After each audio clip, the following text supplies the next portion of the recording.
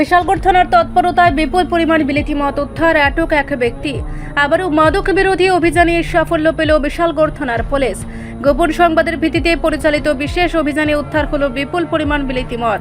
অভিযানের নেতৃত্বে ছিলেন বিশালগড় থানার এসআই প্রসেনজিৎ দেবনাথ। সূত্রে জানা যায়, মঙ্গলবার রাতে গোকুলনগর রাস্তার মাথা এলাকায় পুলিশ অভিযান চালিয়ে সেই অভিযানে একাধিক বোতল বিলেতি মদ উদ্ধার করা হয় এবং ঘটনাস্থল থেকে আটক করা হয় নগেন্দ্র দেবনাথ নামে এক ব্যক্তিকে। পুলিশের প্রাথমিক অনুমান, উদ্ধার হওয়া মদগুলোর বাজার মূল্য প্রায় 50 থেকে 60,000 টাকা। মদগুলো কোথা থেকে আনা হচ্ছিল এবং কোথায় পাঠানোর উদ্দেশ্য ছিল তা খতিয়ে দেখছে পুলিশ। অভিযান শেষে এসআই প্রসেনজিৎ দেবনাথ জানান, মাদকের নেশা শুধু সমাজকে অন্ধকারে ঠেলে দেয় না, বরং আইন শৃঙ্খলারও মারাত্মক ক্ষতি করে। বিশালগড় থানা এলাকায় মাদকমুক্ত পরিবেশ বজায় রাখতে আমাদের এই অভিযান অব্যাহত থাকবে। পুলিশ সূত্রে জানা গেছে, আটককৃত ব্যক্তির বিরুদ্ধে প্রাথমিকভাবে মাদকদ্রব্য নিয়ন্ত্রণ আইনে মামলা রুজু করা হয়েছে এবং আরও তদন্ত চলছে। এই ঘটনার পর বিশালগড় থানা এলাকার বাসিন্দারা পুলিশের তৎপরতাকে সাধুবাদ জানিয়েছেন। কোন জায়গা থেকে অপারেশন করা হয়েছে? আজকে আমরা রাস্তা সংলগ্ন এলাকায় ন্যাশনাল হাইওয়ে 8 সংলগ্ন এলাকায় একটা টিফিনের দোকানে হানা দিই গোপন খবরের ভিত্তিতে। তারপর বিভিন্ন ব্র্যান্ডের মানে মদগুলি আমরা পাই, এফএল ফরেন লিকার। বাজার মূল্য কত হবে?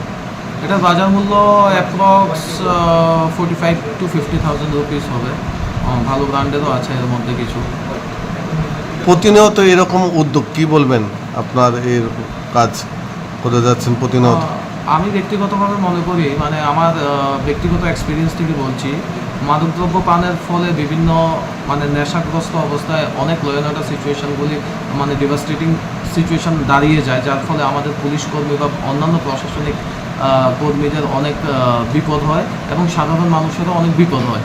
তো এই জন্য আমি স্পেশালি মাদকদ্রব্যের বিরুদ্ধে অভিযান চালিয়ে যাব এবং আমার প্রতিনিয়ত এগুলি চালাচ্ছি এবং আমরা সাফল্য পাচ্ছি তাতে।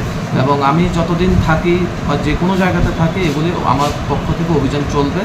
আর মানে যাতে সমাজের বুদ্ধিজীবী লোক থেকে ধরে সাধারণ লোক ভালোভাবে রাস্তাঘাটে চলতে পারে এবং ক্রিমিনাল অ্যাক্টিভিটিসগুলিকে আমরা যাতে রিডিউস করতে পারি। রিপোর্ট সংবাদ প্রতীক্ষা।